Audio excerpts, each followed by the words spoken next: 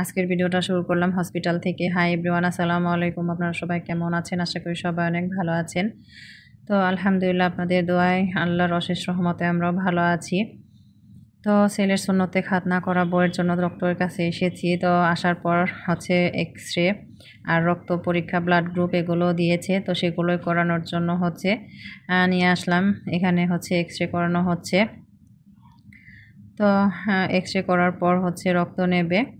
তো মাশাআল্লাহ, আমার ছেলেটার অনেক সাহস। তো ভয় পাচ্ছে না, রক্ত নেবে তারপরও। তো বলছে আম্মু এখান থেকে নেবে। তো আমি বলছিলাম হ্যাঁ বাবা, তুমি ভয় পাবে না। তো মাশাআল্লাহ, আমার ছোট ছেলেটার অনেক সাহস। আপনারা সবাই আমার ছেলেটার জন্য দোয়া করবেন। তো এই তো পরীক্ষা নিরীক্ষা করে হচ্ছে চলে আসবো। এটা ছিল আমার আগের দিনের ভিডিও, বৃহস্পতিবারের। আর শুক্রবারে হচ্ছে ওর সুন্নতে খাতনা বা অপারেশনটা করা হবে। তো ডাক্তার হচ্ছে এগুলো রিপোর্ট দিয়েছিল যে এগুলো করলে কোনো সমস্যা থাকলে বা রক্তের ব্লাড গ্রুপ জানার জন্য, বা যেটা আর কি ডাক্তারদের রুলসের ভিতরে থাকে যে অপারেশনের আগে বা সুন্নতে খাতনার আগে এগুলো প্রয়োজন। তো সেগুলোই করে নিচ্ছিল আর কি। তো যাই হোক, আমার ছেলে ভয় পায়নি মাশাআল্লাহ, অনেক সাহস। তো পরদিন সকালে হচ্ছে আমরা চলে গেলাম হসপিটালে। তো না খাইয়ে নিতে বলেছিল, তো কিছুই খাইনি। ঘুম থেকে উঠে একটু পানি খাইয়েছিলাম শুধু, আর কোনো খাবারই খাওয়ানো যাবে না। তো দেখতেই পাচ্ছেন ওর চোখে মুখে ঘুম ছিল। তো আমরা সবার আগেই গিয়েছিলাম যেন কোনো সমস্যা না হয় বা দেরি না হয়, রমজান মাস। তো আগের দিন তো আমরা পরীক্ষা সব করে রেখেছিলাম, রিপোর্ট ডাক্তারকে দেখালাম।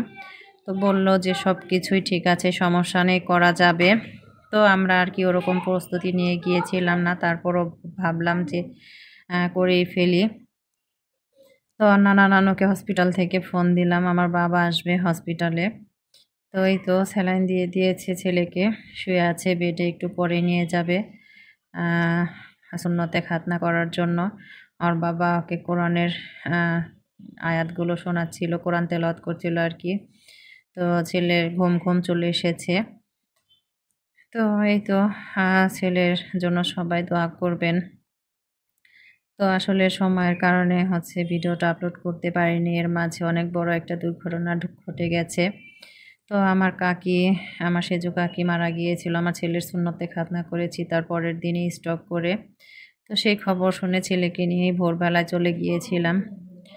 তো এই তো আমার ছেলের অপারেশন করা হয়ে গেছে, বেডে দিয়েছে। দেখতে পাচ্ছেন ওর নানা ভাইয়ের পাশে বসে আছে। তো ছেলের এখনও জ্ঞান আসেনি।